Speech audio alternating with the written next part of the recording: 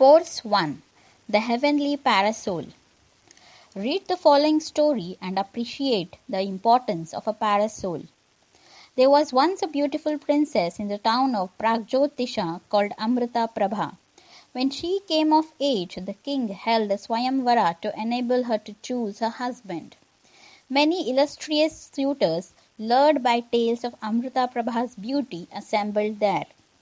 Among them was Meghavahana, the great-grandson of a former king of Kashmir.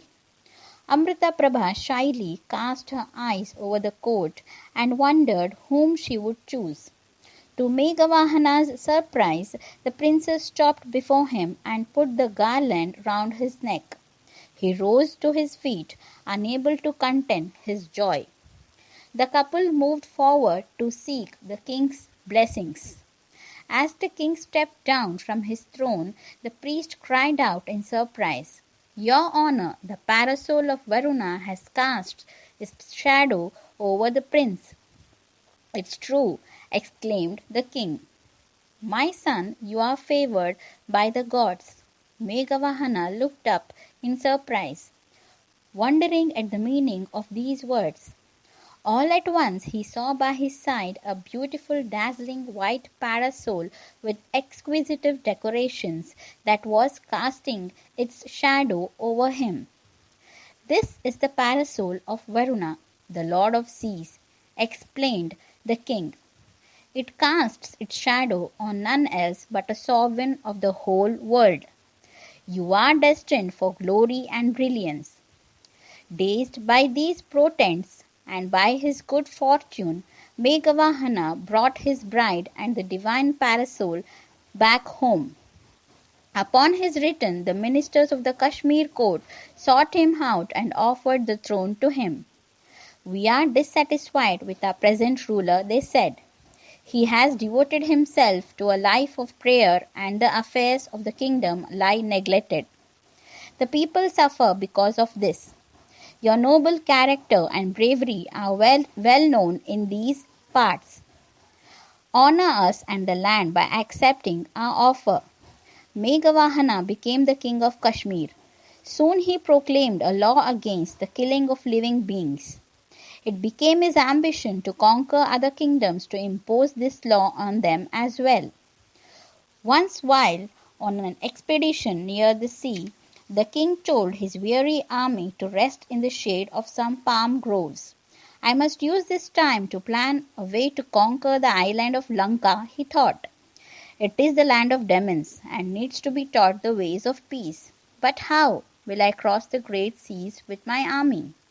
All of a sudden there was a cry in the air. It seemed to come from the wood by the shore, not far from where the royal horses were tethered. The cry came again, and the king heard the plaintive call, "Even under Meghavahana's rule, I have been slain."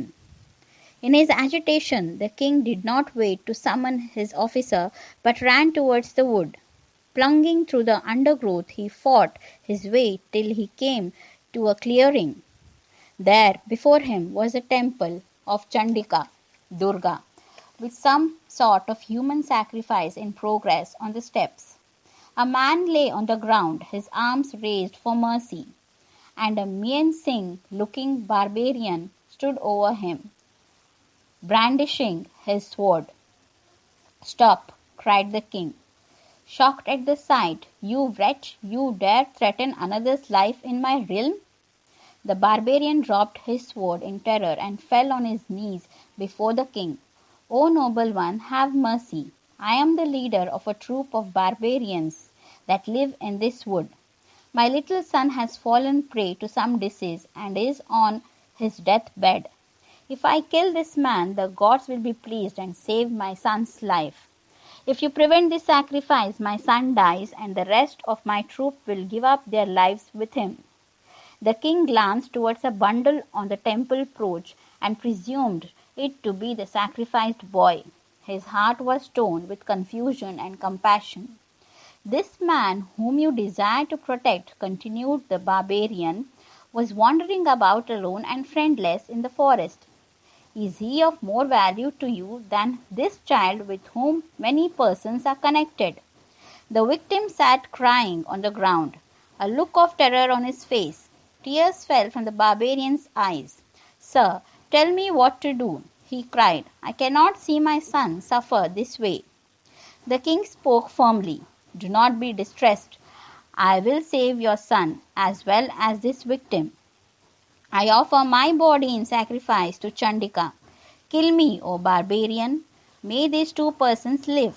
The barbarian, struggling between incredulity and fear, took a step backwards. "Sir, you are the king. Your life should be protected at all times. Do not pity this victim. Let him die. His life is of no significance." The king shook his head impatiently. "If I can use my body to stop a killing, why should I not? Do not speak another word. Kill me." The barbarian hung his head and made no move to take his sword. "If you cannot bring yourself to strike me, I will use my own sword for the purpose." So saying, the king drew out his sword. The barbarian and the victim watched in horror. As Meghavahana was about to strike himself, his head was covered with the divine flowers of exquisite color and perfume, and someone held back his arm. The king whirled round in surprise and beheld a person of heavenly appearance. Then he realized that the barbarian, the victim, and the alien boy had vanished. A divine being addressed the bewildered king. "I am Varuna, the lord of seas. I have come to reclaim my parasol that was carried away from my town by the powerful Bahuma, the father of your father-in-law. It has powers to quell calamities in my land. I created this illusion to test your nobility of mind. You are truly compassionate and noble."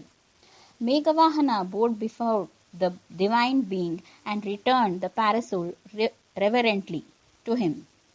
Then he asked hesitantly, "O Lord, encouraged by your praise, I wish to ask for a boon. I need help to cross the waters so that I may conquer the islands." Varuna smiled. "So be it. When you desire to cross the ocean, I will pull away the water." Then he disappeared with the parasol. The following day, Meghavahana assembled his troops on the shore. The water swelled and crashed on the sand, and the soldiers trembled at its might. Meghavahana rowed forward and plunged into the foaming ocean. All at once the waters parted, and the king, smiling at his troops' astonishment, beckoned them to follow him. In this wondrous manner, Meghavahana reached Lanka and won over its king, Vibhishana, in the form of friendship. On returning home, Amritaprabha welcomed him and then looked round in confusion. "Where is the parasol, my lord?" she asked. "It never leaves your side." "It was never mine to keep," he answered. "Yet the mark of favor shown to me by its divine owner will guide me through my life." As he spoke, the skies darkened as if the parasol was casting its shadow over him, even from its heavenly abode.